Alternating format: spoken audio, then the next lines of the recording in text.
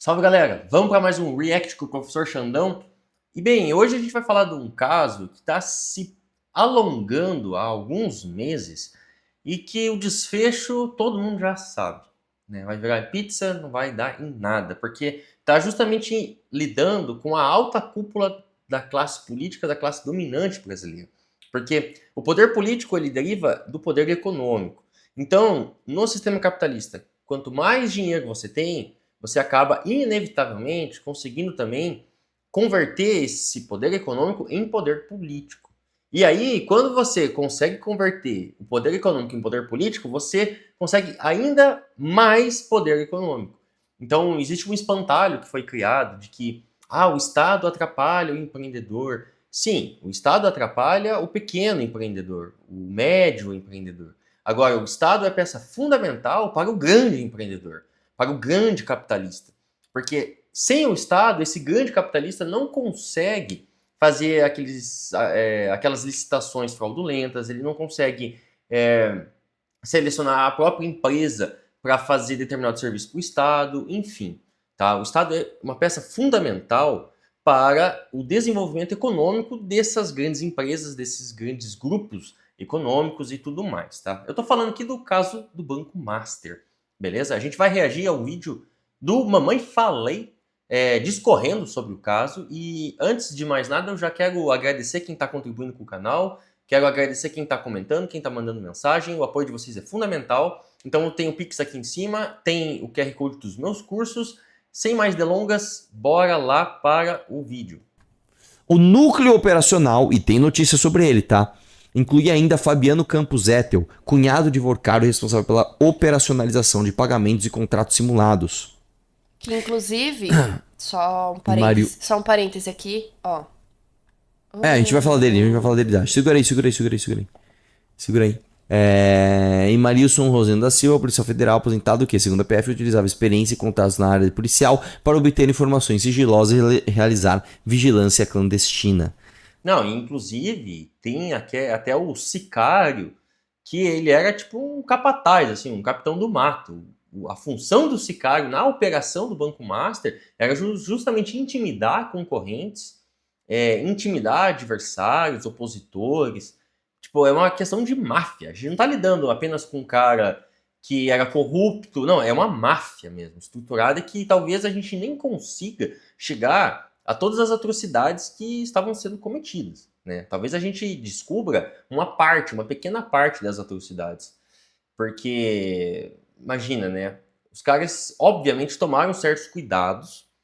O celular do Vorcaro era extremamente criptografado.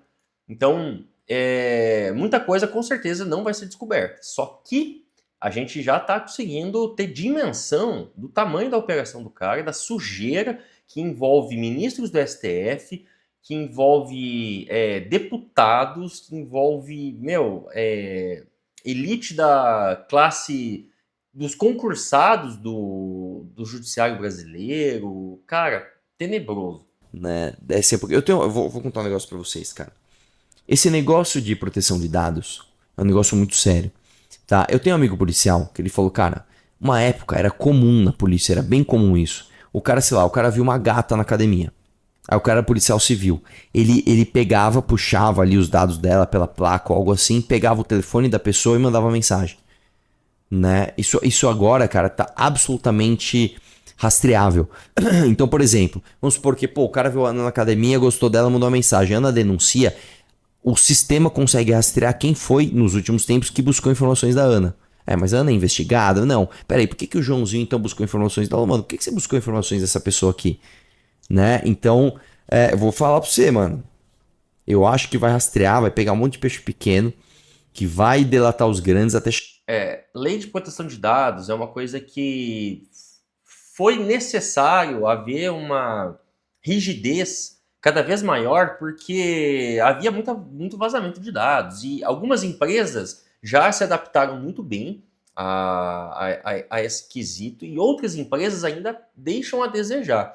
Tá? Eu não vou mencionar empresas aqui, mas eu tenho amigos que já trabalharam em instituições financeiras e, inclusive, teve uma instituição financeira que o trabalhador ele tinha acesso, tá, a contas e as informações das contas e das operações e movimentações dos clientes desse centro financeiro de todo o Brasil. Então, um determinado cidadão, uma vez, foi pesquisar a conta do Neymar, sabe? É assim, o Neymar não tem abertura de conta na agência que ele estava trabalhando, nem nada, que esse cara estava trabalhando. Ele só foi lá, vamos ver quanto que o Neymar tem na conta, vamos ver o que o Neymar tem em investimentos, etc. Só que isso já estava, obviamente, vinculado ao sistema interno da instituição financeira, que, portanto, observou a pesquisa e aí deram a conta para esse cidadão. Não foi apenas por isso o motivo de terem dado a conta, mas isso pesou muito. Tá? Porque, assim, qual que é o motivo? Qual que é a necessidade da pessoa ir pesquisar a conta do Neymar para saber quanto que ele tem em caixa, em investimentos, etc. Então, perceba, essa instituição financeira permitia com que os trabalhadores pudessem ter acesso às carteiras de investimento, etc., de qualquer cliente dessa instituição do Brasil. Tá? E aí, esse meu amigo migrou para outra instituição financeira. E essa outra instituição financeira já não permitia ele ter acesso em nenhum tipo de informação aos clientes da instituição que não sejam os clientes da própria carteira que ele administrava, sabe? Então, assim, poxa, o meu brother tem conta, mas a conta dele está de um segmento diferente do meu, então eu não posso mexer, não posso consultar, não posso fazer nada pelo meu amigo. É o meu irmão, a minha mãe, tá? Mas se ela não está na minha carteira, se eu não cuido daquela conta, talvez por questões de faturamento, etc., da natureza, né, da conta, seja pessoa física ou pessoa jurídica, já não teria acesso. Ou seja, essa segunda instituição financeira, ela possui meios muito mais eficazes da lei de proteção de dados, né? Ela já é muito mais séria nesse sentido. Porque imagina só, a primeira instituição financeira que eu mencionei, você poderia ir lá e, sei lá, consultar as contas, as informações do prefeito da cidade. Você poderia vazar essas informações, talvez para um jornalista, talvez para, sei lá, qualquer pessoa mal intencionada,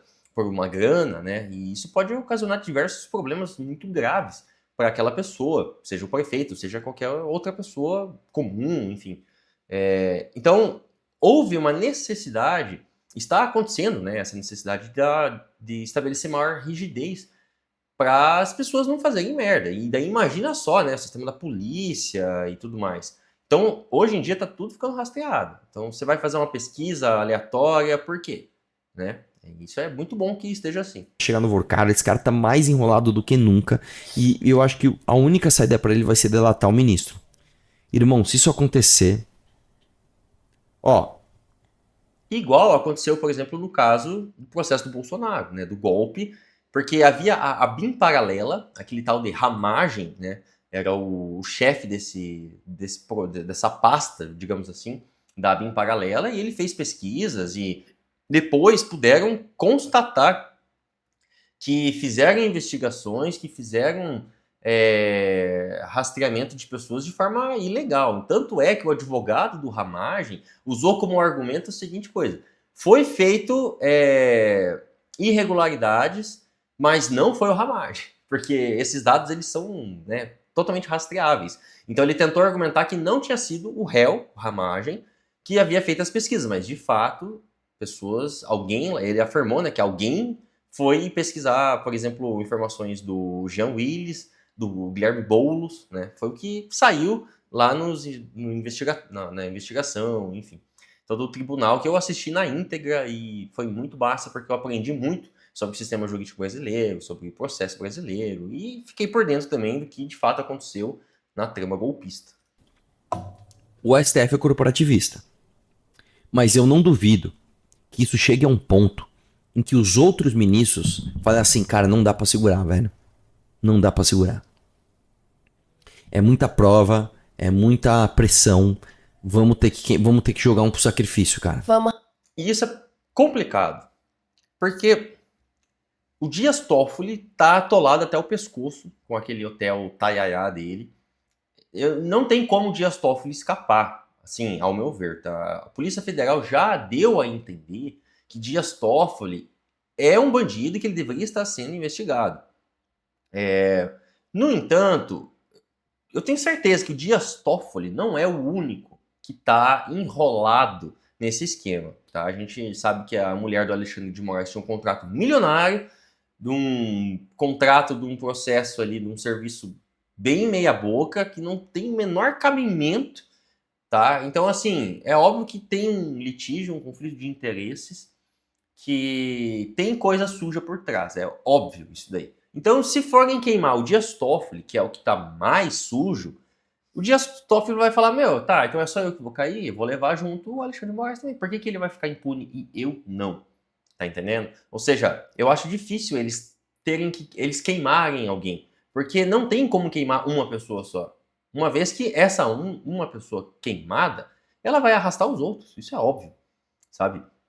E a gente sabe que o Dias Toffoli tá sujo até o pescoço, o Alexandre de Moraes tem algum tipo de envolvimento, e os outros, né? Talvez os outros também tenham envolvimento. Talvez a gente só não descobriu ainda, talvez a gente só não tenha chegado ainda a, sei lá, ao Zanin, enfim. Tô chutando aqui, pode ser qualquer outro ministro, ou todos eles, vai saber, né? Então é muito complicado a gente visualizar uma solução para esse caso todo.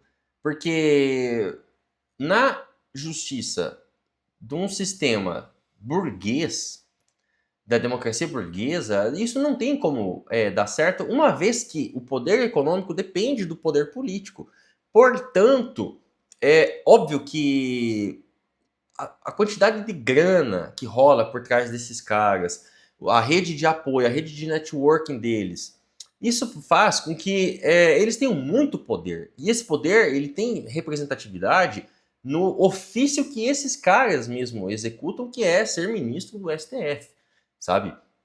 Então, assim, é um patamar que eles são quase que intocáveis mesmo. A única forma de algo acontecer, de termos justiça, seria se o povo se mobilizasse. Então, o povo tinha que ir lá, todo mundo na frente do STF, fechar o STF, ficar 3 dias, 4 dias acampados lá, porque daí gera um conflito de interesses entre essa classe que eu estou me referindo. Porque, obviamente, se o povo fizesse algo nesse sentido, ia gerar muita oportunidade para, por exemplo, os deputados.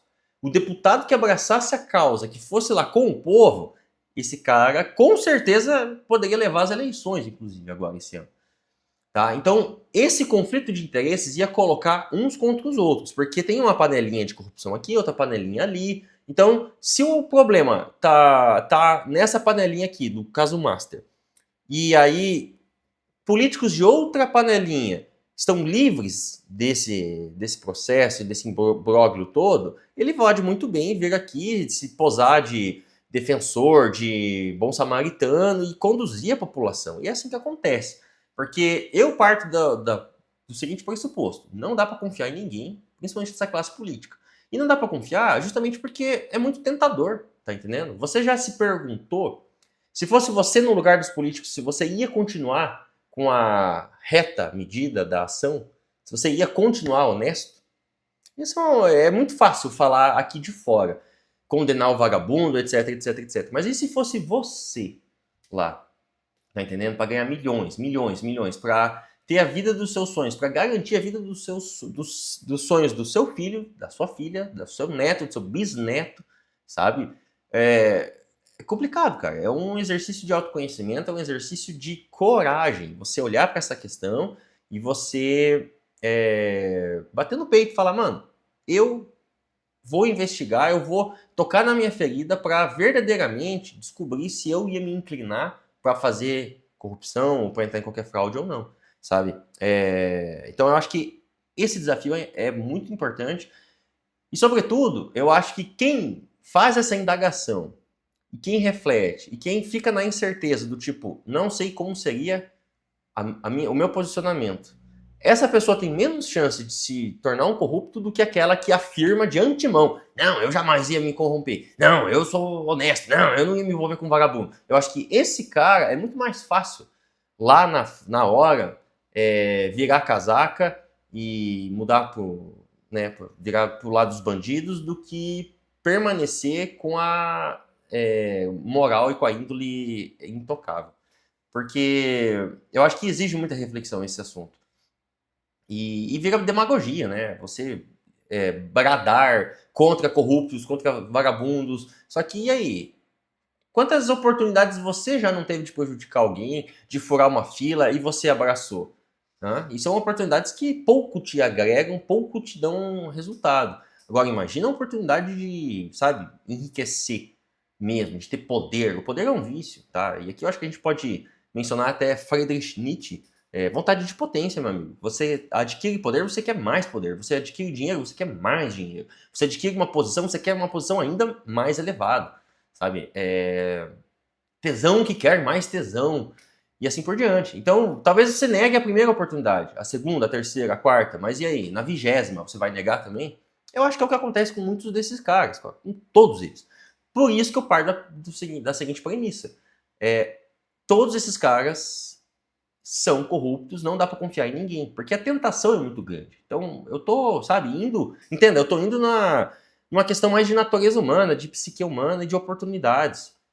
Sabe, é muito difícil um cara que, de fato, assim, eu defenda. Eu falo, olha, esse aí não tem rabo preso com ninguém, esse daí é honesto, esse aí eu ponho a minha mão no fogo. Não coloco minha mão no fogo por ninguém. Portanto, há uma sujeira tão grande, que eles mesmos precisam se blindar e se ajudar volte e meia. Tá? Por mais que sejam opositores políticos, por mais que sejam adversários, por mais que participem de esquemas diferentes, eles sabem que se o negócio começar a ficar feio para um grupo, vai ficar feio para o outro também. Então eles também têm que se blindar. O maior exemplo disso foi eles votarem em PEC da bandidagem. Tá entendendo? Eu acredito que assim, votou favorável à PEC da bandidagem, já podia ser preso preventivamente, porque a chance desse cara estar envolvido com alguma sujeira é muito grande. Mas eu também quero aceitar a hipótese que nem todo mundo que votou a favor da PEC da bandidagem já está enfiado em algum esquema. Mas talvez ele está pensando em se enfiar. E aí ele vota para proteger os amigos, para que os amigos possam proteger ele quando ele se enfiar em alguma coisa. Entende? Ou às vezes ele está pouco envolvido, é um esquema muito pequeno. E tem esquemas muito grandes acontecendo. Então ele sabe que se é proteger o esquema muito grande, o esquema pequeno dele também é protegido. E assim por diante. Tá? Arrancar a perna pra não perder o corpo. né? Joga um Dias Toffoli no sacrifício aí e depois negocia aí pra ele falar, toma uma aposentadoria compulsória, acontece alguma coisa aí com você, mas assim, E esse é o ponto. Tomar aposentadoria compulsória. Puta, parece maravilhoso, né? Porque olha só como é bizarro. A legislação que rege o trabalho desses caras, o funcionalismo público nesses setores do Alto Judiciário. Se o cara faz muita merda, o que acontece com ele? Ele vai preso? Não, ele tem aposentadoria compulsória. Cara, isso aí é uma palhaçada sem cabimento. Mas, por mais que pareça encantador você se aposentar com um salário exorbitante, tem a questão da moral, entendeu? Isso é o ponto. O Dias Toffoli vai aceitar uma aposentadoria compulsória, sendo que a moral dele vai estar prejudicada para sempre, dele, da família, entendeu? Esses caras, eles não podem ter a moral ferida, eles não podem ter o orgulho ferido. A gente pode ver Donald Trump, o cara, pessoa mais arrogante do mundo, vazou esquemas de pedofilia com o Epstein, e o que ele fez? Atacou o Irã. E não que ele está tomando um pau do Irã, mas a retaliação do Irã, a ofensiva que o Irã está fazendo às bases militares dos Estados Unidos, já deixaram um prejuízo estratosférico para a economia americana. Então o Donald Trump, ele já perdeu a guerra, entendeu? Por mais que ele destrua o Irã inteiro, ele já perdeu a guerra por conta do prejuízo que ele está tomando, entendeu? Mesmo assim, ele está querendo bradar aos quatro cantos que, não, os Estados Unidos vai se retirar da guerra, ou os Estados Unidos pode se retirar da guerra porque nós estamos vencendo. Então ele está querendo dar a pinta de que tá tudo bem, que tá tudo certo, e que se retirar da guerra é porque já foi cumprido a missão. Algo parecido com o que aconteceu no Vietnã, sabe? Então, a moral desses caras é o calcanhar de Aquiles deles, entendeu? Porque dinheiro, isso daí pouco importa, sabe? Esses caras têm tanta grana, que se ele perder a boquinha ali de 100 milhões, de 200 milhões, não muda nada, entendeu? O problema não é a grana, o problema é o poder que ele pode exercer, que obviamente está atrelada à imagem que ele passa para a sociedade. Então eu acho muito difícil o Dias Toffoli aceitar um negócio desse, entendeu? Por que não aceitou Alexandre de Moraes? Então, eu quero continuar aqui onde eu tô, sabe? Então, acaba criando uma situação onde um acaba querendo trair o outro e um não vai largar a patente, um não vai largar o cargo por conta, porque que seria se rebaixar perante os demais, entendeu? Que também tem envolvimento e que também tem rabo preso com alguma coisa. Então eu acho difícil isso aí acontecer, ainda mais numa justiça burguesa, onde esses caras são apoiados por grandes empresários, lobistas, e estão ali por nomeação, ou seja, já tem um respaldo de uma classe política, então não é só da classe econômica dos empresários, mas da própria classe política. Enfim, eu acho muito difícil acontecer alguma coisa. Se o negócio vier grande assim, né? Se a parada vier com pressão pública mesmo, se a galera tiver, não vamos deixar isso acabar em pizza, e vai pra cima, e a polícia tá com ódio dos caras, olha, mano. E o governo quer ferrar o Toffoli, e o Toffoli quer ferrar o governo. Que briguem, que briguem. Nós vamos ter história sendo escrita. O governo federal, na verdade, tá fazendo pouco. Ele falou, olha, essa briga não é minha. O que está acontecendo é uma tentativa do STF pedir ajuda para o governo, mas o governo não está reagindo e não está entregando essa ajuda. O que pode gerar um problema, sim, daí vai ter isso que o Mamãe Falei está falando. Mas, por enquanto, o governo federal não está se metendo muito nesse assunto. Cunhado de Vorcaro se entrega após não ser localizado pela PF em operação. E esse cunhado é aquele tal de Fabiano Zettel, né? Que é pastor da Lagoinha, Igreja da Lagoinha, tá? Que tem um vínculo muito íntimo com o Nicolas Ferreira, porque também é evangélico, então ele frequenta, ele tem parceria com algumas, vamos chamar de filiais da Lagoinha. Cara, bizarro, bizarro. O Vorcaro tinha contato de 14 deputados na sua agenda telefônica. O Nicolas está entre um deles. Todos da extrema-direita e a maioria do PL, sabe? Desce aí. O cunhado do banqueiro Daniel Vorcaro, Fabiano Zettel, que, não falem isso, tá? Mas ele era dono da maior franquia da Igreja Lagoinha, tá? Da que dava mais dinheiro, tá? Detalhe. Por isso que religião e política, quando misturadas, é um dos maiores cânceres da humanidade. E o ponto que é importante falar aqui é que a instituição religiosa é também, talvez, sobretudo, uma instituição política, entendeu? Desde o surgimento do Estado, surgimento este que ele é descrito tanto por teóricos liberais como por teóricos de esquerda. E existe algum consenso sobre isso, tá? A igreja, ela surge, o Estado, ele surge para garantir certos privilégios para algumas pessoas. A diferença do entendimento é que esses privilégios, como por exemplo a propriedade, é um direito individual, é um direito fundamental do homem, enquanto que a galera mais à esquerda entende que a propriedade não é um direito fundamental do homem, tá? Mas é consensual o fato de como que isso aconteceu ao longo dos anos, entende? Então a igreja, ela existe, a instituição religiosa, ela existe para dar legitimidade ao Estado, à propriedade privada, e é um meio de controle. Então, pessoas como Nicolas Ferreira, Fabiano Zettel, eles usam da fé das pessoas para manipular as pessoas. E eu acho que aqui é legal falar da China, porque na China existe igreja, você pode andar com uma Bíblia na rua, você pode ser cristão, só que a representatividade religiosa não tem nenhum tipo de influência sobre a política. E quando começa a ter influência sobre a política, o Partido Comunista vai lá e barra essa influência, entendeu? Eu acho que isso é muito importante, porque a esfera religiosa, ela é uma esfera de muito controle da humanidade, porque o ser humano, ele tem que se deparar com a finitude da vida. Esse é um dos problemas filosóficos fundamentais. E ao se depararmos com a finitude da vida, vem problemas, vem incerteza, vem angústia, vem a filosofia, vem a própria vida. A gente vive para tentar entender a morte, entendeu? E a filosofia, ela deu muitas respostas sobre a morte. A mitologia deu muitas respostas sobre a morte.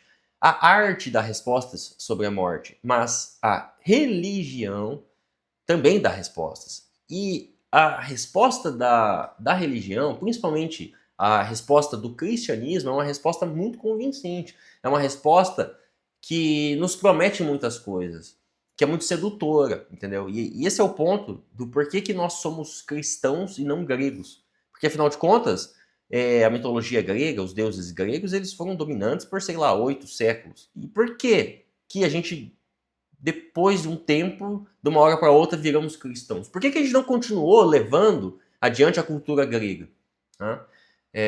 Eu não vou explicar isso agora, porque eu ia precisar de uma aula inteira, mas, resumidamente, as respostas da religião cristã, elas superaram as respostas da filosofia grega daquele período.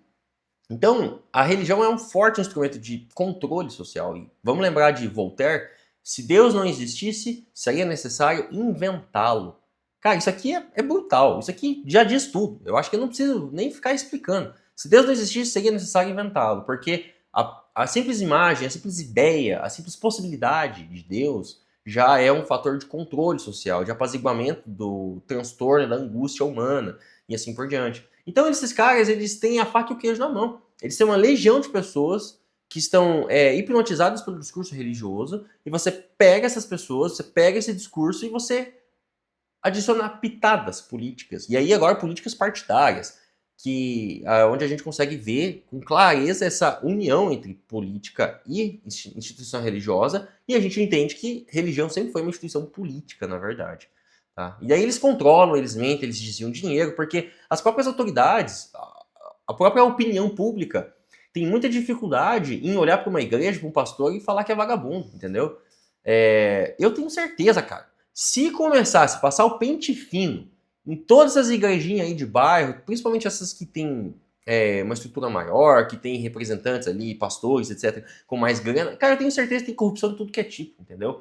Tem corrupção de sonegação de impostos, tem corrupção de lavagem de dinheiro, de crime organizado, de político, tem de tudo, velho. Porque é uma excelente forma de você lavar dinheiro, porque gera poucas suspeitas, uma vez que você mexe com a fé das pessoas. E aí, se você ataca a fé das pessoas, se você ataca um representante religioso, uma comunidade religiosa, tem todo um auê, um mimimi, porque tem perseguição, sabe? Eu não duvido que tem alguns alucinados que estão falando que tá tendo perseguição contra a Lagoinha, tá entendendo? Sendo que os caras são vagabundos, bandidos, estão lavando dinheiro para político vagabundo, para Dias Toffoli, para Vorcaro.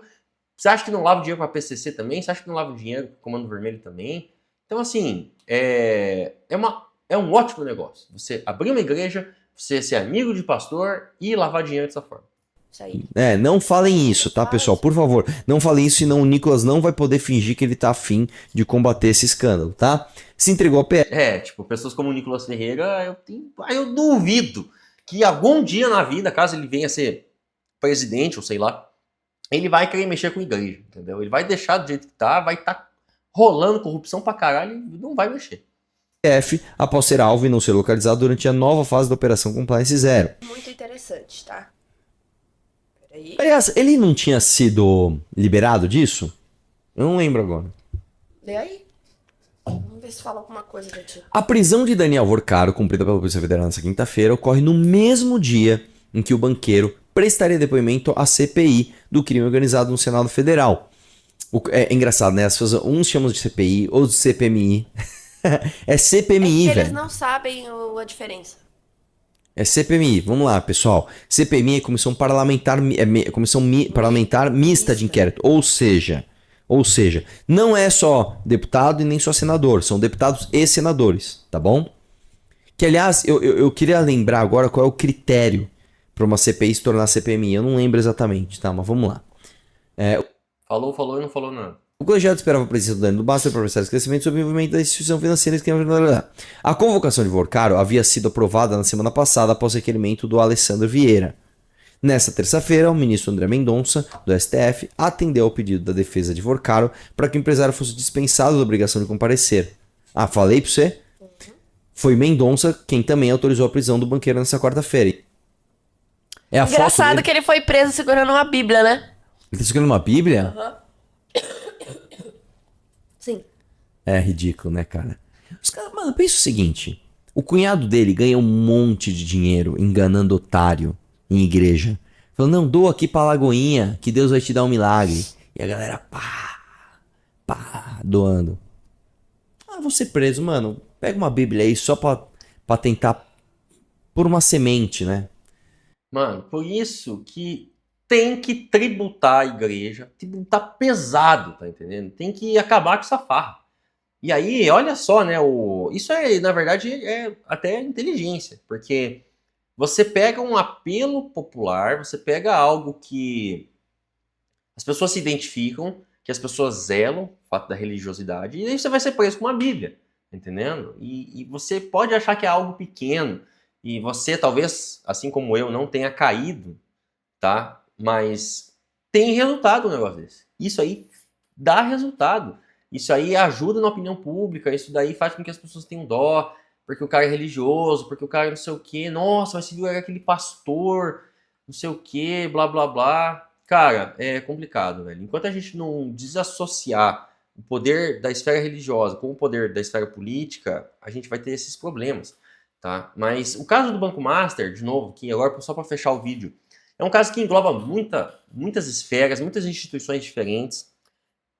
Ao meu ver, não vai acabar dando em nada. A gente está vendo que está ficando cada vez mais sujo esse negócio. Quando o Vorcaro ameaçar delatar, quando o Vorcaro ameaçar expor todo mundo, eu não sei, vai virar o caos. E se o povo não se unir, nada vai acontecer. Vai ser preso um ou dois gato pingado, vai ser preso o capataz, o baixo escalão do processo todo. O Vorcaro talvez fique preso aí uns 5 anos, depois ele sai e dá tudo certo e vai ficar preso em prisão domiciliar, que é uma mansão.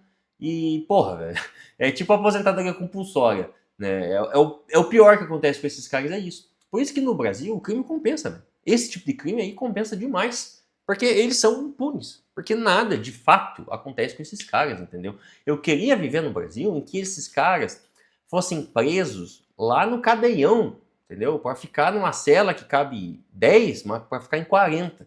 Eu queria que o discurso das redes sociais, desses defensores da família, desses defensores, e aí eu acho que o próprio MBL se encaixa nisso, o discurso contra os criminosos deveria ser contra esse tipo de criminoso, entendeu? Eu nunca vi ninguém falando pena de morte para esse tipo de gente, sabe? Eu nunca vi pessoas falando penas duras e severas para esse tipo de gente.